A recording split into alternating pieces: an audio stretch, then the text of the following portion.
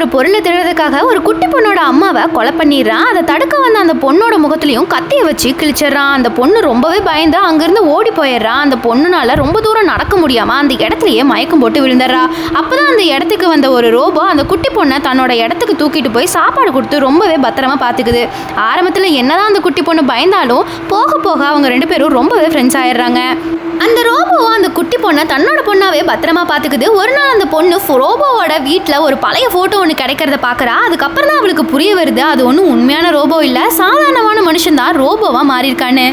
இப்படி இருக்க ஒரு நாள் ரோபோவோட லேபுக்கு போய் பார்க்கும்போது இந்த பொண்ணு மாதிரியே ஒரு ரோபோவை செஞ்சிருக்கிறத பார்க்குறா. அது என்னன்னு அந்த பொண்ணு கேட்கும்போது உன்னையும் என்ன மாதிரியே ஒரு ரோபோவா மாத்திரன்னு அந்த ரோபோ சொல்லுது. அதுக்கு அந்த பொண்ணும் சரின்னு ஒத்துக்கிறா. இப்படியே ஒரு நாள் போக அந்த பொண்ணு ரோபோக்கு தெரியாம அந்த இடத்த விட்டு ஓடி போயிடுறா. இதை தெரிஞ்ச அந்த ரோபோ ரொம்பவே வருத்தப்படுது. தன்னோட அம்மாவை கொலை பண்ணவனை பழி வாங்கறதுக்காக தான் அந்த பொண்ணு அந்த இடத்த விட்டு போயிருப்பா.